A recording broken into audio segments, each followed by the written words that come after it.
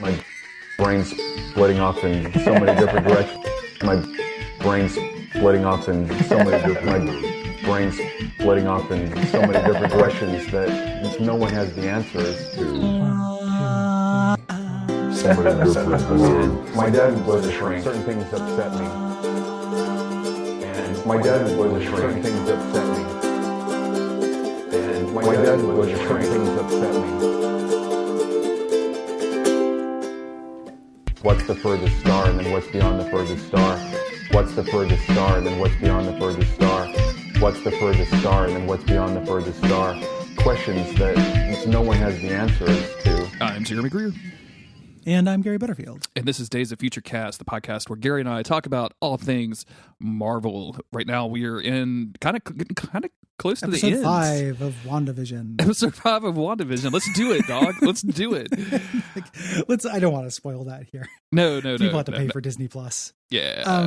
I feel like if people want our opinion on that, like I feel like that could be once the show wraps up, like us doing an hour on it would be a lot of fun, and that'd be great. Not doing episode by episode, but also like if you just want it's got the official Days of the Future Cast like stamp of approval. Like go watch WandaVision if you like the MCU, if you were into that shit.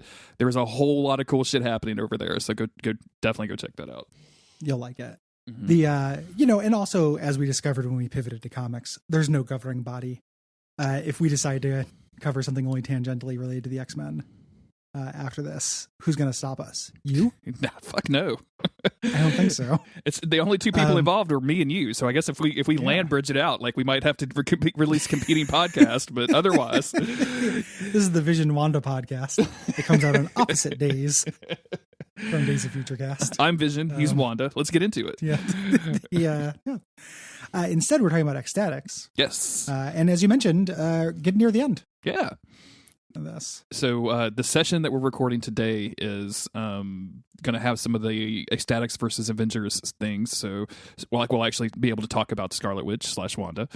But first, we're going to kind of delve into this arc, this 2-issue arc about what I assumed was going to be, because it's called The Cure, and I assumed it was going to be like that classic X-Men, like, oh, we've got a cure for mutants.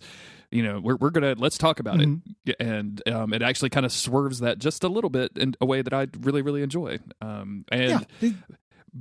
Vivisector has long been kind of my least favorite X-Statix character, and the book's aware of it. Yeah. Like he knows he's the least famous and the least popular. It's in the fiction and also in like Jeremy's head, he's the least favorite character, which I think is also just well observed. Like it's very funny to me. Yeah, I also really like Pete Milligan did all those highlight issues for all of the characters before he went into the last arc, and I'm glad he waited to do the Vivisector one until Vivisector's life got really shaken up. Like he just lost Fat. Also, Robbie Rodriguez died, who he had a crush on. Like he's kind of out of things that define him, and that Peter Milligan is generally like into writing people out when they're out of things to define them. Fat died, but in this they give him kind of a pivot and change his character a little bit. Yeah, and weirdly enough, like he's still around in the reboot. He's on that team. Interesting. So Vivisector is here to stay. Peter Milligan likes him. The cover for this is somebody holding a glass vial, the classic cork stopper, something that I have never seen in person in my entire life. I've only ever seen this represented in weird media. Like you don't remember the Germs toys? The Germs. Did you ever see toys? the Germs? No. They were like little rubber like demon toys that are meant to look like germs, and they each came in a plastic test tube with a cork. Oh, I've never seen these before. Like this totally missed my world. Hell. Dude, the grumpy rumble Osis vintage world of Wonder Gems. This thing's $35. Holy shit! Yeah, they're not cheap. I've wanted one for a while because I loved them when I was a kid, and like weirdly they're collectible. So unfortunately, I have not gotten one yet. But they're extremely cool, and that's what this made me think of. Yeah, absolutely. And there's some like shocking. There's some like Tesla things happening in the background. Some lightning rods happening.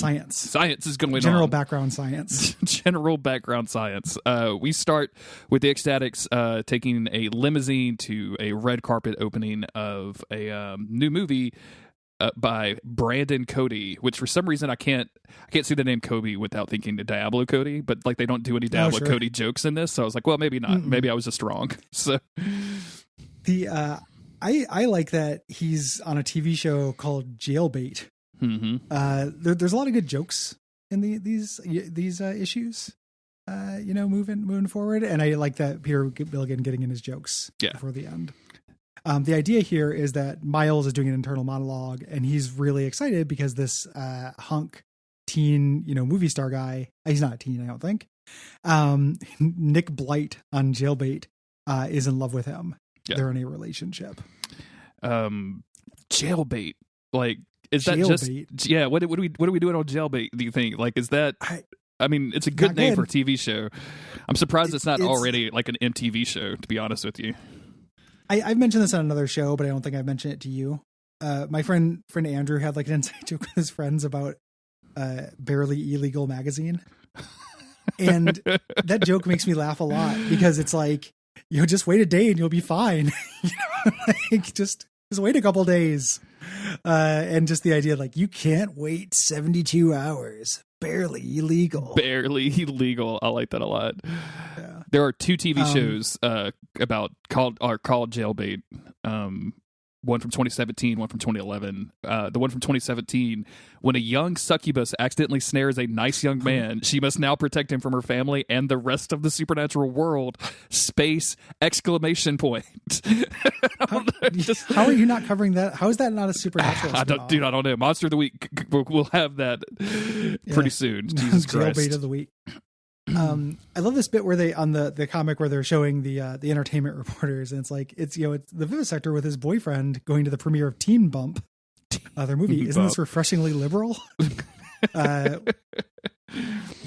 Very funny. Yeah. I also love Teen Bump. Teen Bump is good. That's got to be like teen pregnancy, right? Like that show exists. Oh, sure. This is basically Juno. Yeah. So there's the Cody. Yeah. There's the Diablo Cody reference. Yeah. Elliot Page had the Teen Bump. Come on, Lemon Biscuit, a.k.a. Vivisection. Hey, Paladin. What's up, Barbarian? So basically they're introducing this thing here where like the press wants him to turn into a werewolf, and they're introducing this doubt that he has where like his boyfriend Brendan is like, no, go ahead and give them what they want. And Vivisector is feeling insecure. Like that's the only thing that his boyfriend is into him for. Yeah. Notably missing in this whole thing is like the anarchist, right? Like that's kind of weird. He's in the background of the top panel. Oh, is he? Okay. I just totally missed it. Okay. Of one of the pages where they're like waving at everybody. You can see his signature hair, but he doesn't really get to do anything in this. Interesting. Which is really strange. So we cut over, we get the title, Miracles and Wonders is the name of this 2-part storyline. He turns into a werewolf. Everyone loves it. And we go to this other character who's watching, who's got a test tube. He's in a science coat. And he's like, I know, I have just what you want, Miles, Alfred. You just don't know it yet. Ha, ha, ha, ha. And this is a guy who is quitting. I can't remember this guy's name. He works with Professor Xavier and he's quitting. Yeah.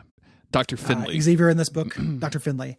Xavier in this book, one of my favorite, expressions of Xavier ever. Mm-hmm. Like, you do well to remember the story of Icarus, or maybe Hubris. Icarus or Hubris, one of the two.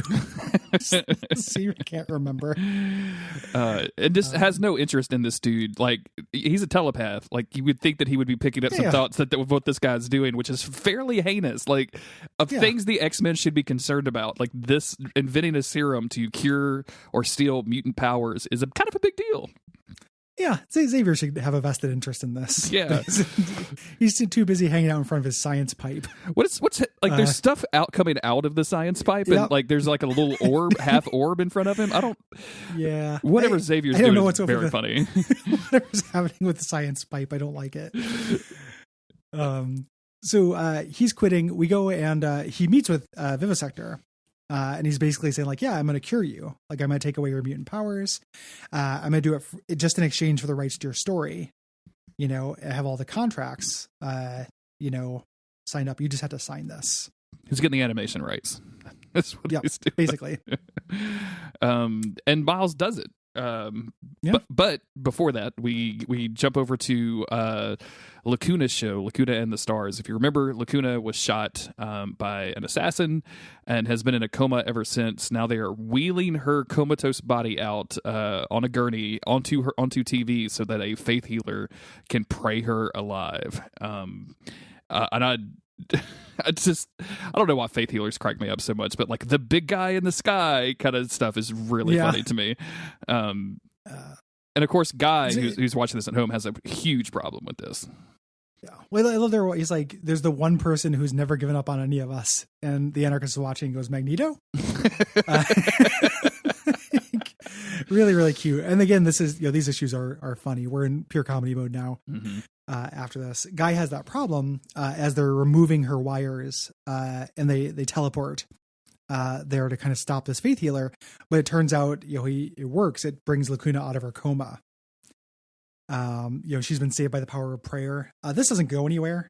I don't know when Mike Allred knew that the series was getting canceled, but the stuff with the faith healer and Lacuna seems like this is a dangling subplot. Sure. Yeah. Because, we definitely don't revisit in after this. So this is the end of this. Oh, okay. Cool. Yeah. She doesn't show up in the Avengers. Yeah. What a cool side character Lacuna is, though. I still am kind of fascinated with her powers. Like, I think you could do some interesting stories with her. Have her show up on Krakoa. Yeah, exactly. Why did they use Tempo to do the time stuff with the eggs? Tempo. Nobody remembers Tempo from the Mutant Liberation Front. Nobody remembers Tempo. Yeah, nobody remembers Lacuna either, but come on. When Tempo is not on the page, you should be asking, who's Tempo? Tempo, I love Tempo because Tempo was, several members of the Mutant Liberation Front had helmets that block their eyes. And even as a kid, I was like, what the fuck is this? Why? She just wears like a Magneto helmet, but without the face hole, basically. I love it, dude. It's very funny. If you just turn Magneto's helmet around backwards and Charles, what's happening? What's going on? I can't see the donkey. How am I to pin the tail on it? Charles. The spinning, Charles. The spinning. I can't handle it. I just ate Charles. Charles. This pinata's not going to bust itself. Magneto's birthday party. Just the shittiest. Let me get Magneto real dizzy and see if he can magnet control a pin onto a donkey's ass. And just killing several of the New Mutants in the process. I was about to say, just absolutely murdering somebody. Magma, no. That's not a donkey. That's your daughter. Oh man, poor Magneto. Magneto probably never had a good birthday party, huh? Oh no. I mean, those early ones were really fucked up. Yeah, that's what I'm saying. From the get go, he's probably been a birthday skipper of no, I'm good. We don't have to celebrate, honey. Yeah, I'm 50 something. Yeah, you definitely don't have to get me anything. Yeah. We got to the lab here where Finley is got Miles in the science chair. And is going to zap him with all of this stuff. Mm-hmm. And he's, Miles has some reservations, but he's kind of restating his reasons for wanting to do this. And it's all daddy issues. His dad, when he found out he was a mutant, made him feel like an animal and treated him like shit. We've seen some kind of rumblings of this beforehand. Yeah. And also just not even before he became a mutant, right? He was never good enough for his dad. He's got huge big daddy issues. And he's spinning around in the science gyroscope, and then we go over to X-Statix HQ, where Miles is telling everybody hey, I'm not going to be a mutant anymore. And the team is taking this about as you might expect, which is not extremely well, because again, removing this part of your identity and saying that you want to remove it is kind of an insult to your team members who have accepted this part of their identity. The X-Men have long played around with this stuff before, so this is has been done in the X-Men a bunch. As a thing, but mutants don't take kindly to this. Yeah, obviously. And Tyke, I love this little bit with the Anarchist because he does this kind of thing a lot where he tries to make somebody mad as therapy. Mm-hmm. He did this with Guy after Edie died. Where he's trying to just piss off Miles to get him to fur up, and get him to realize what he has. I also love this like line. There's a part where Guy is like, "What's next? An eye bath for Cyclops, a nail file for Wolverine." The Fantastic Four pops a pill and become the Average Four. I love the Average Four. The Average Four is definitely a podcast somewhere. I guarantee it. We're Yeah, just an average four guys that tell jokes. Ding, ding, ding, ding, ding. I'm Mike. I'm Dan. I'm Tom. And then one of the guys uses like a handle. Yeah. And I'm Murder Blitzboy. Sephiroth 420. I'm R.I.P. Aerith 69.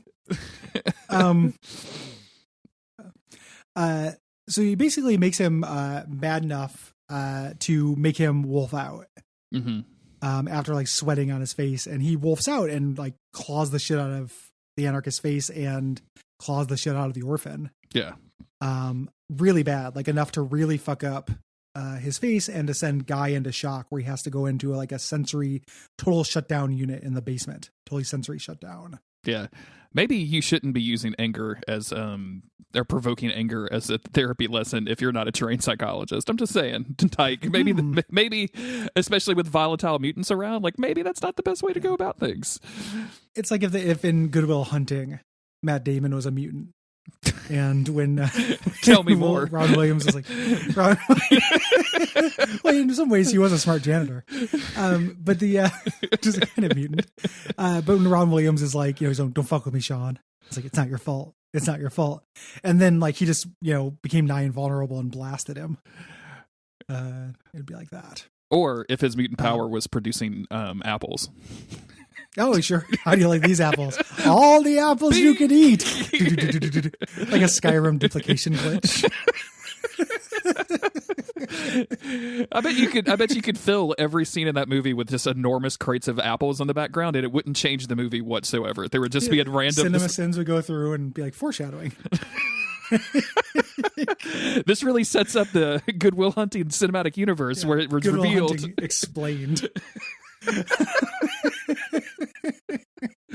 People argue in the YouTube comments. Actually, there's 4,322 apples in this scene.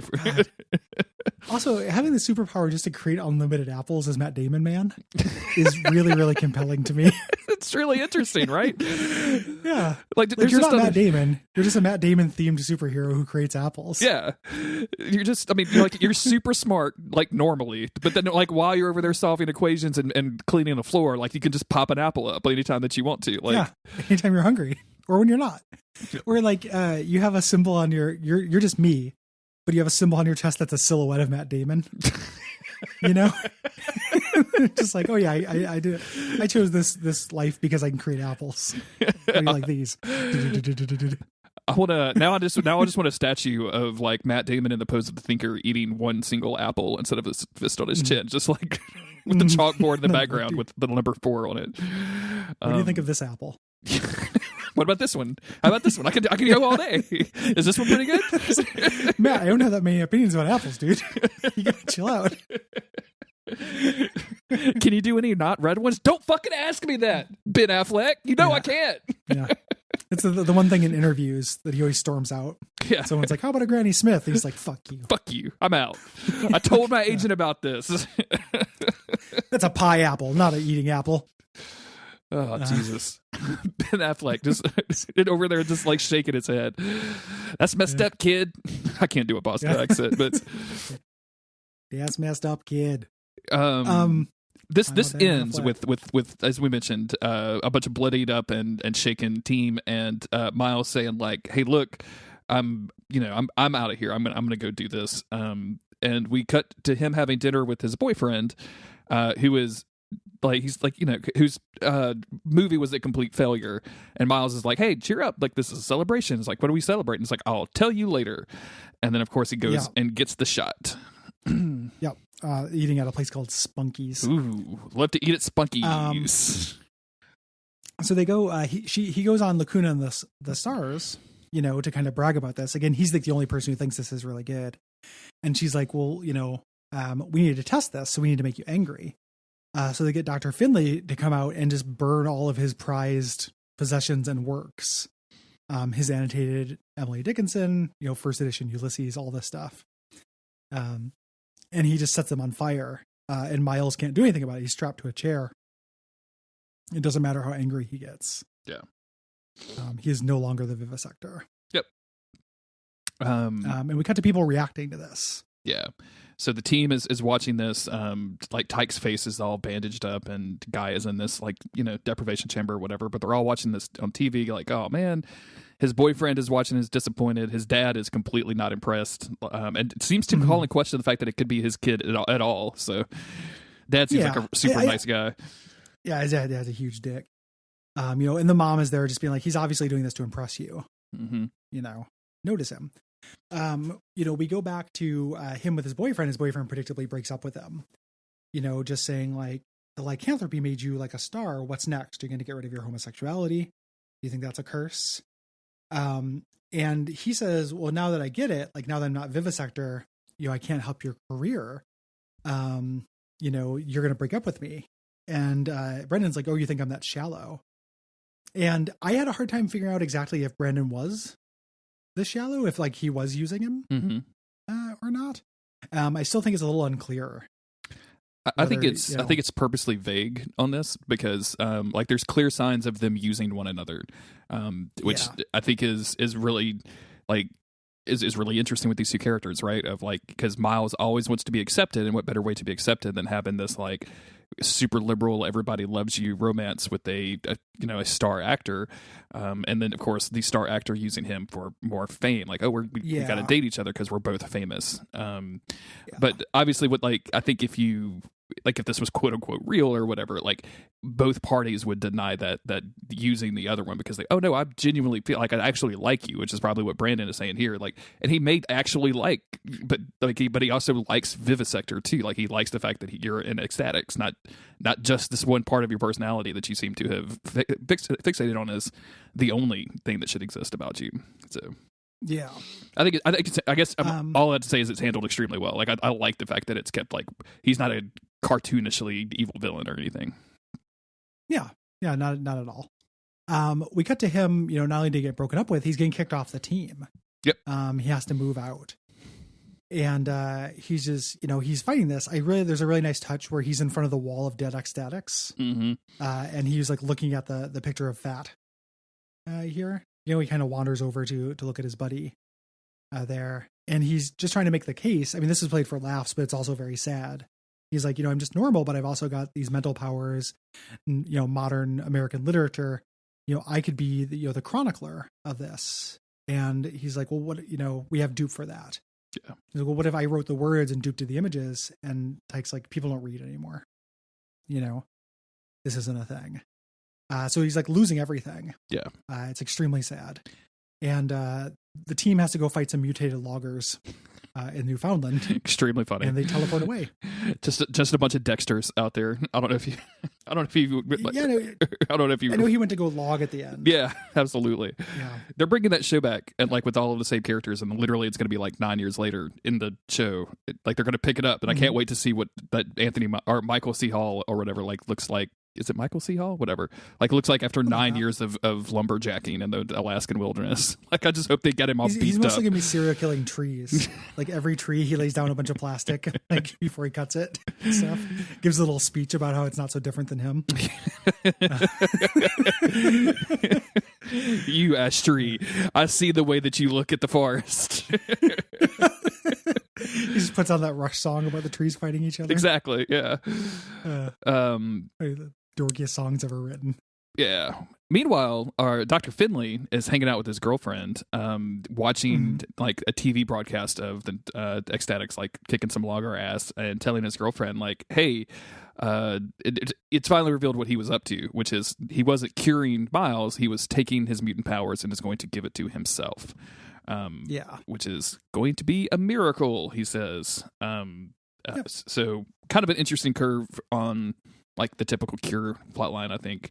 I felt really bad for Miles during this issue, which is, I think, like he loses everything because of this choice or whatever, but also like, yeah, you fucking deserved it. Like it just goes to show you like this series treats its characters with a lot of respect, and like they come across as actually human instead of, I didn't get all of the Paragon points or all of the Renegade points. Like they feel like actual people because you made a bad decision and you shouldn't have to go through this, but you did. Sorry, like we can't fix this. Like no one here can give you back your mutant powers. Like this was all on you. Yeah. And it gives him something to do. Like this character has been kind of coasting, and they do interesting stuff with that, like where he's just on the sidelines, like, being Dorothy Parker and being snide, a lot of the time. And this finally gives him, it's like almost like a shit or get off the pot moment for him. Like you have to commit. Mm-hmm. And he does. Like, the next issue, it ends with him kind of recommitted and having a character turn. So he does the thing that Fat could not do. Like he changes instead of dies. It's cool. These issues are better than I remember. When I first read them, I remember being a little bit disappointed with these, just thinking these were kind of average. But I think that, like, moving back, I don't think they're like masterpiece class or anything like that, but I like them a little bit more in the context of the series and like doing a close read on all these characters and relationships. Yeah. They, like this issue specifically, like I think like it's funny, number one. And then coming off of the extremely tonally weird arc that we just came off of, like feels like it's kind of a back to basics issue. And just pulling out this one character that I didn't particularly like that much and focusing on him in a very real way is super interesting to me. Like I like that a lot. So yeah, I'm digging this. I dig this more than a lot than anything with the weird Princess Diana stuff. So. Oh, sure. Yeah. Of course. That's gonna be it for this issue. Mm-hmm. Thanks, everybody. We appreciate it. We appreciate you. Yeah. If you want to support the network, you can go to patreon.com/Duckfeed.tv, get episodes all in a big batch early, and also support us and get a bunch of cool bonus shows and stuff. Hell yeah. Get access to the Slack channel where me and Gary talk to each other in threads about WandaVision and nobody else joins in because I guess we're too intimidating or whatever. I don't know if I think it's just us being huge fucking dorks. I don't know how intimidating we are at all. I think people are just like, geez. Oh, they're on about the MCU again. We're going to have to go through all of this. Jesus Christ. Not again. Yeah. Come hang out on the Slack channel. It's a lot of fun. It's a safe place for people who like the MCU. It is. Like, you can't go on Twitter because everybody will drag the shit out of you and post like Martin Scorsese myths and shit. But if you go to the Slack, it's okay to like it. What if they get Martin Scorsese to do an MCU movie? Just get that check. Get that check, be the boy. ultimate cucking. Oh, dude. Yeah. It would be. That would make me very happy just because people were so fucking smug about him not liking it. Yeah. Like, where's your Messiah now? And I like that. I like Martin Scorsese. Like, I have no vested interest in that guy getting taken down a peg, but I do have a vested interest in people being taken down pegs in general. Yeah, it's weird. Like it's. We don't. This is completely off the rails in terms of subject, but like Christopher Nolan gets a complete pass for just making like average movies and also making some Batman movies. But they all just happen to like look kind of good. But like I don't know, man. Like but he's also so snobbish about the movie industry in general that I just any of those like top tier movie guru guys. Anytime people like worship a creative out like that nowadays, I'm just like, I'm good. Anyway, yeah, chill the fuck out. Yeah. So until next time, chill the fuck out. Chill the fuck out, people. Bye.